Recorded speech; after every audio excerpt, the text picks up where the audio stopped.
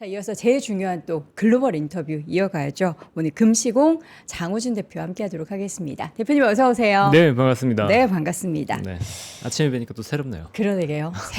새벽엔 처음이시죠? 처음입니다. 예전에 특집 방송 때 잠깐 나오신 거 빼고는 네. 처음이시죠? 어때요? 새벽 공기 괜찮죠? 아, 힘듭니다. 에이, 새벽에 너무 힘들어요. 괜찮잖아요. 함께 해요.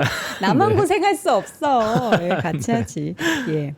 지난 인터뷰를 보면은 지수가 좀 단기 급등하면서 다시 좀 출렁였던 시장이 조금 회복을 하니까 좀 시청자분들, 우리 투자자분들의 경계심이 좀 낮아졌다. 지금 구간에서는 무차별적인 추가 매수는 좀 위험하다라는 강한 경고를 하셨습니다. 사실 보면 미장 기준으로 보면 다우 지수는 계속 지금 사상 최고치 경신하는데 나스닥도 변동성이 굉장히 크거든요. 이게 이제 대표님이 최근에 7월, 8월에 조정장이 펼쳐질 것을 좀 염두에 둬야 한다라는 말씀하셨잖아요. 요것에 이제 서막으로 지금 간주를 해야 되는 건지 어떻게 지금 시장을 판단하고 계실까요? 그럴 가능성이 조금 높아졌다? 네, 라고 봐야 될 것 같습니다. 네네. 그러니까 6월은 변동성 장세의 가능성에 대해서 좀 얘기를 했었고, 네. 7월은 약세장의 가능성을 좀 보고 있는데, 일단 첫날은 좋진 않았죠. 네. 보면 뭐 이 차트가 절대적인 건 아닙니다. 근데 저는 이제 그 기업이나 지수마다 굉장히 중요한 자리가 있다고 생각을 하는데, 네. 여기 보면 이제 35일선을 무너뜨렸어요. 그러니까 35일선이 무슨 의미가 있냐라고 할 수 있는데, 최근에 코스피 설명력이 가장 높았던 선이기 때문에 이게 지금 상승 추세가 둔화되고, 특히나 이게 지수가 무너지면 개인적으로는 추세에 약간 이탈 가능성이 있나라고 보거든요. 그러니까 이거는 개인적인 생각입니다. 항상 저는 이제 그 지수나 기업별로 이런 이평선을 설정해서 보기 때문에. 네. 근데 그러면 지금부터 이제 판단하는 건 약간 달라질 수 있는 거죠. 그러니까 이게 추세가 무너졌을 수도 있다라고 판단하는 것과 추세가 그대로 유지가 된다라고 판단하는 건 그 이후에 우리가 행동 준칙이 달라집니다. 그러니까 뭐 예를 들어 2,500부터 제가 한 8,500까지는 상승 추세가 무너지지 않았습니다라고 네. 얘기를 했다면, 그때는 항상 사세요. 빠지면 그냥 괜찮습니다. 지금은 대세 상승이 전혀 지장이 없기 때문에 지금 홀드하시고 가지고 계신 분들은 그냥 버티시면 되고, 아니면 사세요라고 얘기를 했고, 지금은 추세가 약간은 무너졌을 가능성이 있다 그러면 이제 반등을 줄 때, 저는 지금 반등을 주는 타이밍이라고 보고 있거든요. 근데 반등을 줄 때 여기에서 혹시나 오른쪽 어깨를 만들 가능성을 봐라. 전고점을 돌파하지 못하고 오른쪽 어깨를 만들고 빠진다 그러면 시장에서 심리가 급격하게 무너질 수 있다는 거죠. 이미 왼쪽 어깨는 우리가 지나온 거고. 왼쪽, 그러니까 꼭지인지 아닌지 모르죠. 저도 지금 확신을 가진 게 아니고 가능성에서 본다 그랬었는데, 만약에 전고점을 돌파하지 못한 상태에서 오른쪽 어깨가 만들어진다면, 아, 지금 말씀은 오른쪽 갔다가 여기 잡았다가 왼쪽 어깨 가서 이렇게 내려가는 아니죠. 거? 원래 왼쪽 어깨에서 올라오고 왼쪽 어깨에서 올라오고 그다음에 꼭지를 헷갈려. 찍고 네. 그다음에 내려갈 때가 오른쪽 어깨라고 하는데, 네. 이 오른쪽 어깨가 지금 만들어질지 아니면 전고점을 돌파할지 모르겠다라는 거예요. 그러면 이 모르겠다. 그러니까 전에 같으면 제가 돌파할 것 같습니다. 돌파할 것 같으니까 크게 걱정하지 마세요라고 했다면, 지금은 네. 이 오른쪽 어깨가 만들어질 수도 있으니까 관찰합시다라고 하는 거죠. 관찰, 관망. 그렇죠. 아, 관망은 아니에요. 관찰과 관망은 뭐가 다르죠? 관찰 관망은 뭐가 다르냐면 관망은 아무것도 하지 않는 거죠. 관찰은요? 관찰은 지금 보면 일단 제가 상승할 것 같으니까 매수하라고 얘기를 하는 거예요. 네. 매수를 하는데 대신에 전고점을 돌파할 거니까 장기 투자 관점이 아니고 트레이딩 관점으로. 트레이딩의 가능성도 보자는 거죠. 만약에 전고점을 돌파하지 않고 빠지면 여기서 심리는 급격하게 무너질 수 있기 때문에 그 가능성을 보고서 지금은 관찰하면서 대응을 해야 된다. 그럼 관찰하면서 저점에서 사기는 하되 너무 그쵸. 적극적인 매수하고 장기적으로 끌고 간다라는 생각보다는 아, 요거 단기적으로 또 변동성이 있을 수 있겠구나라는 것을 생각을 하면서 그렇죠. 임해한다. 그렇죠. 그 생각을 하고 관망하면서 있는 것과. 아무것도 안 하면은 또 이 변동성에서 어때 수익을 놓칠 수 있으니까. 그렇죠. 근데 내가 만약에 단기적인 트레이딩을 못 하는 분이라면은 그냥 현금 비중을 좀 높여놓는 것도 괜찮죠. 근데 지금 자리는 아니고요. 여기서 올라갔을 때 현금 비중을 좀 높여두는 것도 괜찮죠. 지금 현금 비중이 많이 높아지고 있는 추세인 것 같기는 해요. 지금 거래량이 좀 많이 줄었죠. 네. 근데 현금 비중이 높아졌다고 하기에는 많은 분들이 이미 주식을 홀드하고 있기 때문에 가지고 계시기 때문에. 네, 팔아야지 현금 비중이 높아질 거잖아요. 음. 근데 지금 7월은 확실히 수급 공백이긴 합니다. 네. 굉장히 큰 수급 공백이 있는데, 일단은 국민연금이 적어도 매수할 수는 없죠. 네. 근데 그렇다고 해서 지금 매도가 강하게 나올 거냐? 올라가면 때리고 내려가면 그냥 관망이거든요. 네. 그러니까 지금 상황에서 국민연금의 적극적인 어떤 플레이를 기대하기는 어려워요. 그다음에 외국인들이 그럼 여기서 적극적으로 들어올 거냐 보면 상반기에 뭐 한 150% 원 가까이 매도를 했죠. 순매도를 했죠. 근데 추가적으로 하반기에는 그러면 이렇게 매도했으니까 들어올 거냐라고 봤을 때 한국의 그 비중이 여전히 높아요. 그러니까 비중을 계속 축소하려고 할 가능성이 높다고 일단 보고 있고요. 네. 그다음에 ETF가 아니라고 하더라도 연금, 그러니까 해외 연금이나 그다음에 보험 쪽에서도 매도가 지금 나오는 국면이니까 하반기에 기관과 지금 기관과 외국인의 수급이 비었죠. 그럼 여기서 개인들이 적극적으로 들어와줘야 되거든요. 그럼 개인들의 순매수를 볼 수 있는 지표가 지금 두 가지를 볼 수 있어요. 네. 하나는 예탁금. 네, 예탁금이 지금 120조 원을 간당간당 하고 있습니다. 134조 원까지 갔다가 지금 120조 원이 무너질까 말까 하고 있다는 건 개인들의 매수 여력도 굉장히 많이 감소했다는 거고 첫 번째.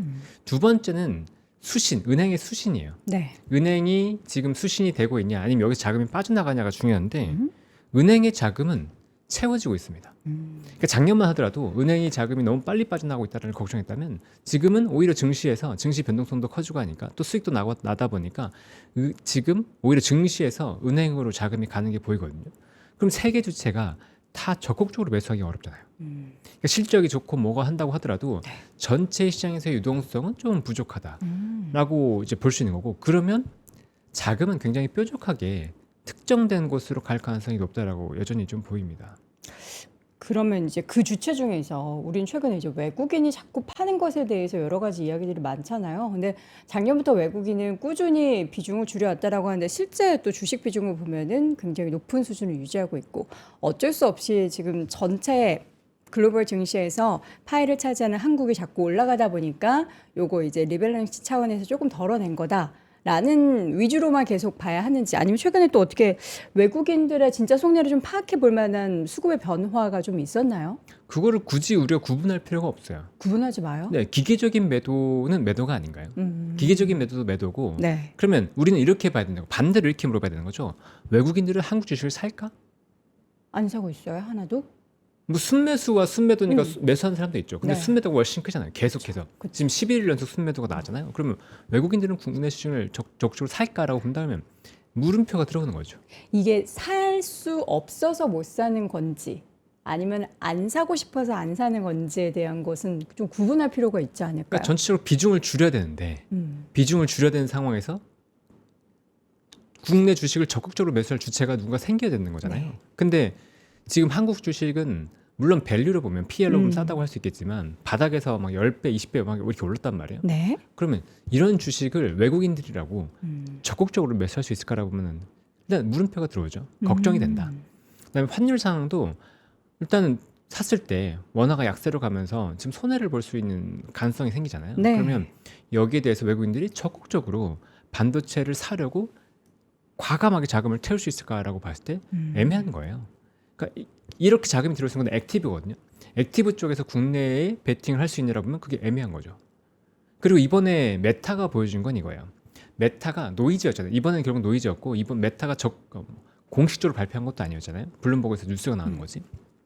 그러면 우리가 야 저거 거짓 기사니까 이거 아무 상관없고 반도체가 오를 거야라가 아니고 메타를 통해서 우리가 꼭 파악해야 될 게 있는 거죠. 뭐라고 생각하셨어요?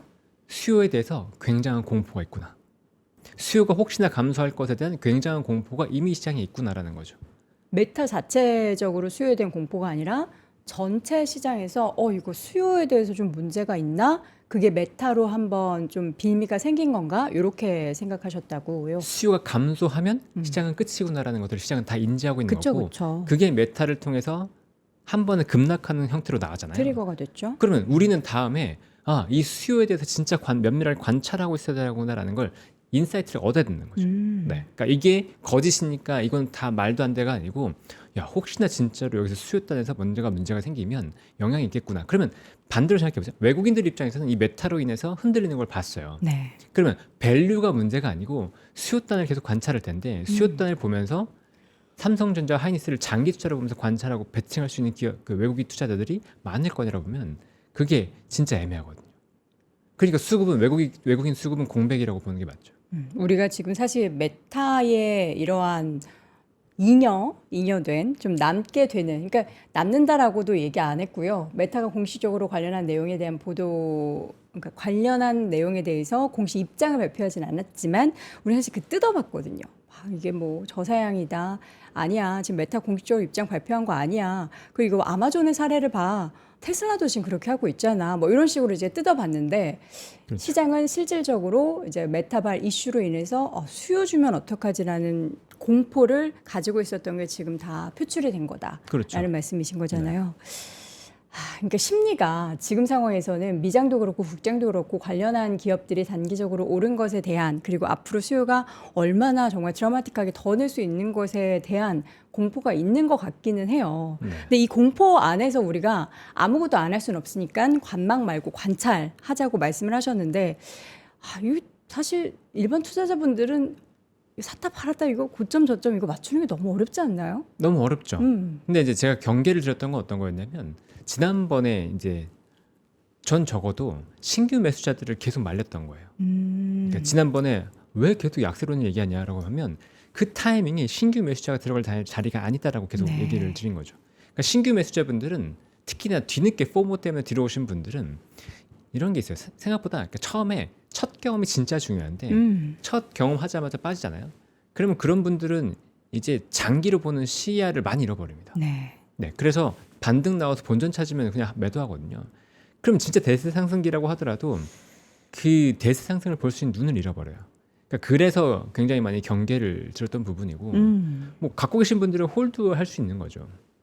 근데 한 9,000대에서는 이 반도체도 좀 비중을 줄여보시면 어떻게 했어요?라고 얘기했을 뿐입니다. 네, 그러니까 네. 지금은 전체 시장에서 뭔가 수요나 이런 것들에서 이슈가 점점점 불거지고 있는 국면이기 때문에 여기서도 비중 조절할 필요가 있지 않나라는 거고, 뭐 개인분들이 트레이딩하기 어렵다 그러면 여기에서 적어도 이것만 기억하시면 좋겠어요. 어떤 거요? 무조건적인 장기 투자는 아니다. 사실 이제 우리가 지금은 변동성이 있어도 좀 긍정적으로 계속 바라보고 계신 분들은 올 하반기 뭐 내년 혹은 이제 2, 3년 뒤에 펼쳐질 정말 큰 AI 산업의 시대, 특히 이제 피지컬 AI가 나오면 얼마나 커질 거야. 그러면 지금의 변동성은 이제 저 아래로 바라보게 되는 구간들도 올 거야라고 전망하는 분들도 있고, 과연 이 관련한 기업들, 하이퍼스케일러 기업들이 이렇게 투자를 많이 해서 돈을 잘 벌 수 있을까라고에 대한 생각을 조금 보수적으로 하는 분들도 있단 말이에요. 지금 굉장히 많이 갈려 있어요. 근데 이 둘 중에 대표님은 후자신 거예요? 하이퍼스케일러가 돈을 버는 거를 확인해야 한다? 아니죠. 하이퍼스케일러들은 돈을 벌 겁니다. 결국 그 누군가 주도하면서 돈을 벌 거예요. 네. 근데 하이퍼스케일러가 돈을 벌려면 하드웨어 투자가 줄어야 돼요. 하드웨어 뭐가 준다고요? 투자가 준다고요? 네, 하드웨어 투자가 줄지 않으면 하이퍼스케일러들이 돈을 벌 수가 없습니다. 이거는 명확하죠. 하이퍼스케일러들이 계속 투자를 하는데 어떻게 돈을 벌어요? OCF를 다 투자하면 어떻게 돈을 벌어요? 돈을 벌 수가 그거보다 없죠. 더 많이 벌면 되는 거 아니에요? 그보다 돈을 더 많이 벌기가 어려운 게 문제죠. 어렵나요? 지금 구조에서는 그렇죠. 계속 이렇게 투자가 된다 그러면, 근데 잘 생각해 보면 반도체가 계속 올라가기 위한 전제가 우리가 뭘 갖고 있냐면 가격이 또 올라갈 거라는 기대감을 계속 갖고 있잖아요. 그렇죠. 근데 이미 올해 캐펙스에서 반도체 가격으로 인한 그 캐펙스 증가분이 한 3-40% 정도 된다고 얘기하고 있거든요. 네. 그러면 빅테크들은 이미 캐파를 업하는 게 어려워졌어요. 그러니까 기존에 동일한 금액을 투자할 거냐, 아니면 네. 동일한 캐파를 투자할 거냐, 동일한 그러니까 기가와트를 투자할 거냐라고 본다면 동일한 기가와트를 투자하려면 비용이 더 증가해요. 내년은 더 증가겠죠. 연간으로 봤을 때 지금 가격 상승이 더 나오기 때문에, 그러면 이 영향을 보면 그 빅테크의 캐펙스는 늘어나야 되는데 지금 빅테크의 수익성이 나올 만큼의 서비스가 나올 거냐? 어렵죠. 왜? 치킨 게임 들어갔거든요. 지금 가격 인하 들어가잖아요. 토큰 가격 인하 들어가잖아요. 그래서 지금 오픈 AI도 토큰 가격 인하 들어갔죠. 제미나이도 그렇죠. 그러니까 지금 엔트로픽은 그대로 높여놨지만 토큰 가격 경쟁이 들어갔어요. 근데 이 지금 엔트로픽이나 구글이나 제미나이 이런 서비스별로 문제가 뭐냐면 로열티가 없어요. 로열티가 없다. 그러니까 네. 이거 썼다가 저거 좋다 그러면 저쪽으로 맞아요. 옮기고 하는 그런 상황이 그렇게 옮겨도 펼쳐지고 전혀 있다. 문제가 없어요. 근데 지금 예를 들어서 핸드폰 쓸 때 네. 갤럭시 쓰다가 안드로이드 아니 애플 가면 너무 힘들거든요. 완전 다르니까요. 그렇죠. 애플 가다 일로 와도 또 네. 힘들어요. 기존에 내가 샀던 것들 세팅 다 바꿔야 되고 하니까 이게 적응이 안 된단 말이에요. 근데 사실 챗GPT 썼다 제미나이 쓰는 거는 똑같죠. 화면도 비슷하고 네. 답변 내용이 조금 말투가 다를 뿐이지 좀 비슷하다라고 느낄 수 있죠. 맞아요. 큰 의미가 없어요. 그러니까 지금은 뭔가 옮겨가는데 별로 의미가 없고, 그러니까 토큰별 가격 경쟁력 또는 이 자체의 모델의 어떤 설명력 이런 것들인데, 모델 설명력은 내가 이제 돈 높아졌어요, 내가 더 높아졌어요, 막 이렇게 경쟁하고 있잖아요. 그러니까 지금 경쟁하는 건 가격이란 말이에요. 네. 근데 가격이 낮아진 상태에서 이 업체들이 투자를 통한 수익을 지금 거둘 수가 없는 상황인 거죠. 근데 하이퍼스케일러들은 좀 벌겠죠. 그래도 하이퍼스케일러들은 지금 캐파를 지금 제공하면서 하는 거니까 네. 그래도 조금 돈을 더 벌 수도 있겠지만 전체적으로 봤을 때 아직은 수익 모델이 나오지 않은 상태고, 그 상태에서 계속 때려보라고 하고 있는 하고 있는데, 이 캐펙스가 계속해서 우리가 기대하는 것처럼 묶고 더블로 가 형태로 갈 수 있냐, 그건 전 잘 모르겠다. 네. 지금 제가 장 대표님께 계속 반문을 하고 있어요. 네. 대표님 뭐 말씀하시면 이렇게 되진 않을까요? 저렇게 좀 호전망을 하는데 이건 어떻게 보십니까? 라면서 계속 제가 반문을 해서 반박을 하는 게 아니고, 제가 뭐 반박할 뭐 지식. 아니 근데 굉장히 좋은 질문들을 해주시는 거예요. 네, 이렇게 저한테 네. 질문들을 많이 해주셔야지 제가 또 얘기를 드리는데, 네. 생각해 보시면 이 얘기가 굉장히 중요한 이유가 뭐냐면, 시장의 메인 논지가 지금 앵커님 말씀하시는 거예요. 네. 그러니까 저는 저게 틀릴 수도 있으니까 경계를 하시라고 얘기를 드리는 거죠. 지금부터는 모두가 좋다라고 하고 실적으로 얘기할 때 경계감이 필요하다고 얘기를 드리는 것뿐이에요. 그러니까 저 같은 사람도 한 명은 있어야지 여러분들이 경계도 하고 준비도 하고 대비도 할 거잖아요. 우리 진짜 장훈진 대표님은 되게 많은 힘듦과 있잖아요. 네. 제가 이제 뭐 사석에서는 많이 말씀을 드리지만, 그럼에도 불구하고 정말 대표님께서 지금 말씀하신 것처럼 장우진처럼 생각하는 사람도 있어야 시장에는 꼭 필요한 존재다라는 얘기를 그렇죠. 저도 네. 드리고 싶은데. 그렇다고 저는 인버스 투자하거나 시장의 하락을 그렇죠. 주도하고 그러지는 않아요. 맞습니다. 네.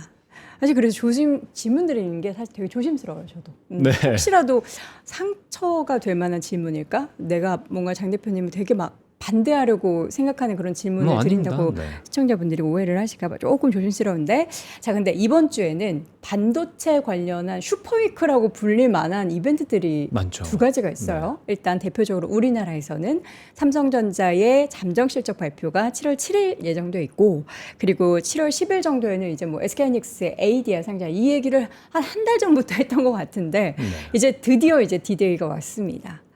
요 이슈를 과연 국내 증시가 어떻게 반응을 하게 될지 전 진짜 모르겠어요. 일단 많이 빠졌잖아요. 그러니까 하이닉스 기준으로 해서 고가 대비해서 막 20% 이상 맞아요. 밀렸기 때문에 네. 뭐 지금 자리에서 실적을 우려할 건 아니에요. 적어도. 네, 이제 쇼크를 우려할 자리는 절대 아닙니다. 네. 그러면 여기서 실적이 나오고 나서 얼마나 오를 거냐라고 보면 일단 김은 좀 빠졌죠. 우리가 마이크론을 봤잖아요. 네. 마이크론이 굉장히 좋은 실적이 나왔고 서프라이즈도 나왔는데 네. 그럼에도 불구하고 밀렸단 말이에요. 그러면 지금 삼성전자가 엄청난 서프라이즈를 나온다고 해서 네. 이게 올라갈 거냐? 급등, 엄청난 급등, 뭐 정고점 돌파하면서 가자라고 외칠 정도는 아직은 아닐 수도 있겠다라고 우리가 준비를 해두는 거죠. 마음의 준비. 이해되시죠? 네, 여기서 야 지금 삼성전자 무조건 갈 거야. 실적 나오니까 무조건 갈 거야. 근데 삼성전자 실적 좋은 건 삼척동자도 다 알아요. 근데 그 정말로. 실적 좋은 것에 대해서도 얘기들이 네. 되게 많더라고요. 지금 어쨌든 그 상여금 그 뭐라 그러죠?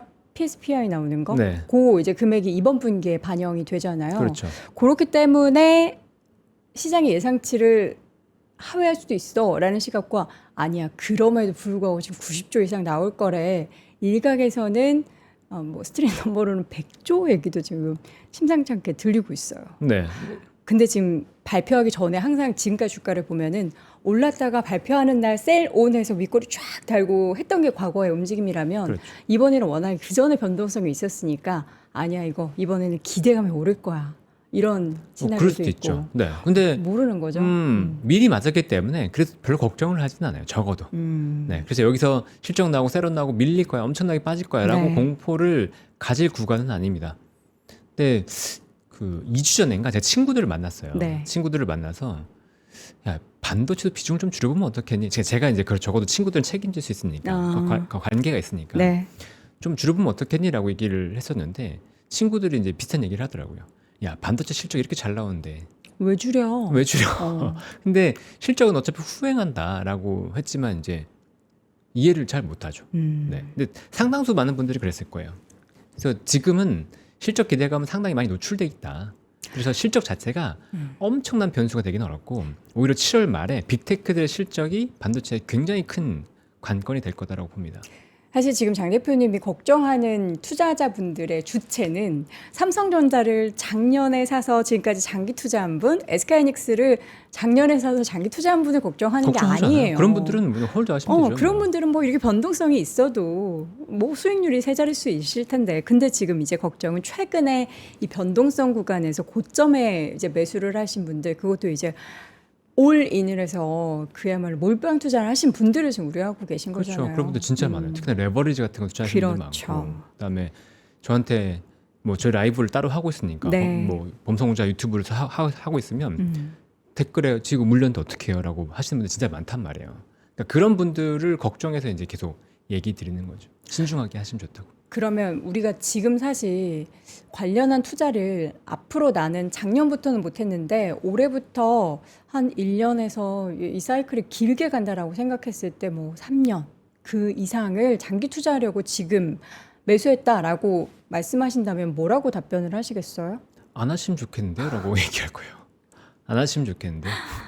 네, 지금은 진짜 여러분 기억하셔야 될 게 뭐냐면 제조업에서 마진이 네. 80% 이상 90% 가까이 나오는 건 거의 불가능에 가까운 숫자예요. 이례적이긴 하죠. 네. 그러면 이 숫자는 3년, 5년 지나면 내려온다고 봐야 돼요. 지금 삼성전자도 28년 기준으로는 영업이익 기준을 낮춘 상태에서 PS 준다고 했잖아요. 네. 그러니까 성과급을 준다고 했잖아요. 그 말은 전자만 니수도 안다는 거예요. 네. 마진이 내려오고 이익은 감소할 거라는 걸 안다는 거죠. 그러니까 물론 2028년까지 더 갈 수도 있습니다. 그러면 주가 그 사이 더 갈 수도 있겠죠. 근데 주가가 올라가든 내려가든 우리는 기억해야 될 건 뭐냐면 이 사이클이 무조건 장기로 투자해서 내가 수익을 낼 수 있다. AI가 좋으니까 묶어 더블로 가면서 계속 수익이 좋아질 수 있다라고 생각하는 것들을 좀 접어두면 어떻겠냐라는 거죠. 무조건적인 장기 투자 관점에서 들고 가다가 여러분들이 손실 나고 그러면 마음 아플 거잖아요. 네. 여기서 뭐 30%, 40% 지금 20% 이미 손실 25%까지 막 빠지는 거 봤죠. 여러분들이 30% 40% 빠진 게 지금이야 바로 복구가 되지만 만약에 마진이 훼손되는 것들이 보이면 이게 3년 5년 동안 그 손실이 유지가 될 수도 있어요. 그런 이야기도 있더라고요. 지금까지는 이제 피해 시간이었다면, 가격이 올라서 주가가 올라갔었던 구간이었다면 앞으로는 이제 물량이 나오면서 매출 볼륨과 그 자연스럽게 영업이익도 올라가겠죠. 근데 이제 말씀하신 것처럼 마진은 줄어들 수 있어요. 마진의 그 그렇죠. 퍼센테이지는. 시장이 뭘 보게 될까? 과거 사례에서 봤을 때는 그 퍼센테이지를 많이 봤다면 지금은 또 다를까? 이런 기대를 저는 일부 하는 편이긴 한데, 대표님께서는 그 마진 줄어드는 것에 있어서 주가는 분명히 반응을 할 것이다를 생각을 하시는 거네요.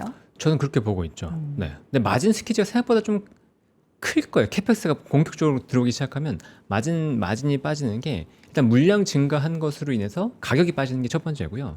그 다음에 캐펙스 증가로 인해서 감가상각이 늘어나고 하면서 그걸로 인한 비용 증가도 또 있을 거거든요. 인건비 그렇죠. 같은 것도 늘어날 거고. 그러니까 두 가지 형태로 마진이 동시에 빠질 거예요. 그러니까 이익이 멈춘 것처럼 보일 수 있죠. 네. 매출은 증가해도 이익이 멈춘 것처럼 보이는 순간 시장은 경계감을 가질 겁니다. 그리고 어느 순간 한 개의 마진이 좀 더 밀리기 시작한다 그러면 네. 이제 시장에 영향이 있을 텐데 거기에 대해서는 분명히 이제 챌린지가 있죠. 야, AI 캐펙스는 계속 늘어나야 돼. 네. 라고 하면서 그러면 물량 계속 늘어나야 되고 실적도 계속 좋아져야 돼. 네. 용인팹에다가 뭐 지금 호남팹에다 다 들어가면 우리나라 뭐 캐펙스 엄청 증가하고 걱정할 필요 없어라고 얘기할 수도 있는데 일단 저는 호남팹은 좀 아직 어려울 먼 것 얘기죠. 같아요. 먼 얘기기도 하고 용수를 어떻게 감당할지 잘 모르겠어요. 뭐 넉넉하다고는 하더라고요. 뭐 뉴스 보도에 따르면 저도 뭐 제가 가서 확인한 건 아닌데. 네. 또 호남이 최근 몇 년간 보면 가뭄에 시달린 경우가 굉장히 많았기 때문에 이게 용수를 확실하게 확보할 수 있냐를 장담을 못 하겠어요. 정부에서는 일단은 용수 넉넉하다라고는 했지만 그렇죠. 실질적으로는 의구심이 조금 드는 그렇죠. 부분이 있다. 네. 그래서 그것들 이제 뭐 그 개발하고 실질적으로 뭐 캐파를 크게 늘리는데 시간이 얼마나 걸릴지는 봐야죠. 네.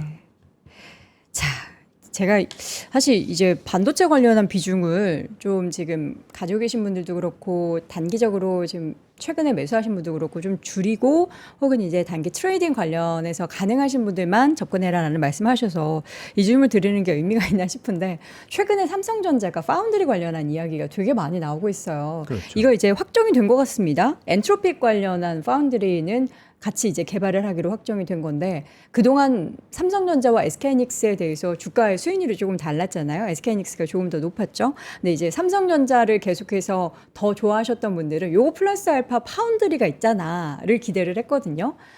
3분기는 모르겠고 사실 뭐 4분기도 모르겠고 흑자 전환 이야기입니다. 근데 이런 좋은 소식이 나오면은 어쨌든 모멘텀이 되는 거는 맞겠죠.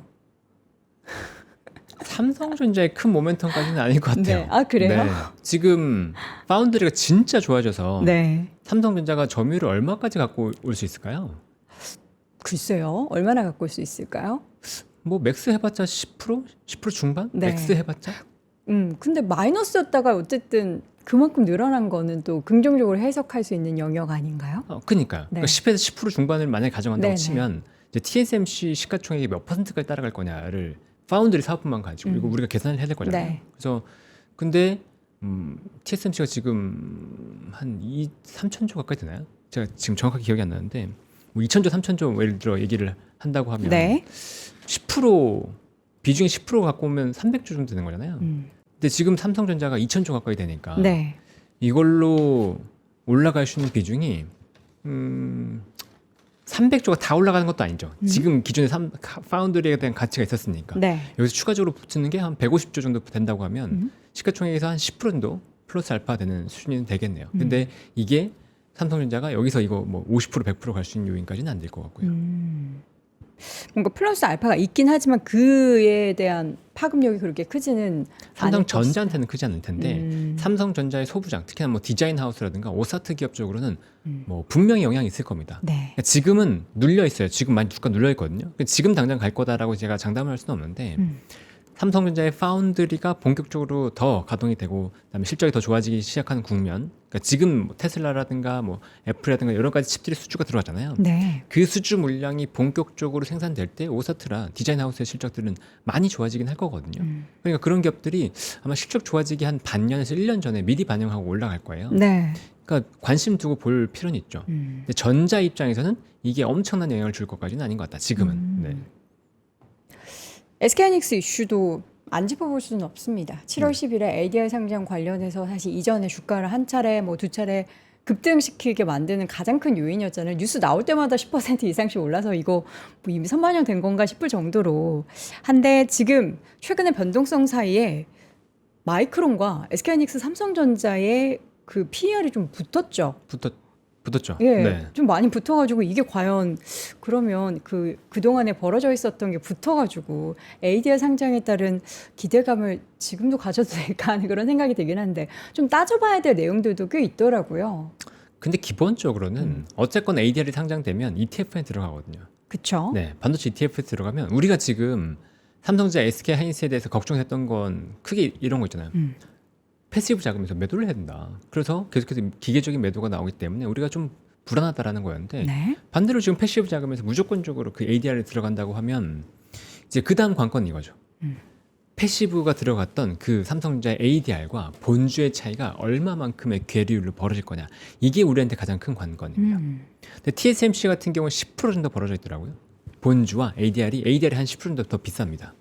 그럼 SK하이닉스도 만약에 그 정도 차이가 벌어지는데 SK하이닉스 ADR 쪽으로 수급이 들어가면서 올라간다 그러면 본주가 따라서 올라갈 가능성이 있겠죠. 지금 SK하이닉스와 삼성전자의 이런 빅 이벤트가 이번 주에 있음에도 불구하고 시장의 변동성은 향후에도 계속해서 지속될 걸로 생각을 하고 계신 거죠? 이 이벤트가 해소가 되고 나서 오히려 더 변동성이 커질 수 있다고 보고 있거든요. 더 그래서 커진다. 네. 그러니까 오히려 일주일 동안은 이 이벤트가 있으니 그나마 변동폭이 좀 줄 수 다음 있겠지만 주까지는 긍정적인 모멘텀이 또 갈 수도 있죠. 네네. 그래서 한 1, 2주 정도까지는 시장에서 어떤 긍정적인 변동성이 있는데 그 이후에 다음 주 이후에 만약에 정말로 오른쪽 어깨를 만들고 오른쪽 어깨라고 하는 게 전고점을 돌파하지 못한 상태에서 무너지면 네. 그런 변동성이 커질 가능성이 높다는 거예요.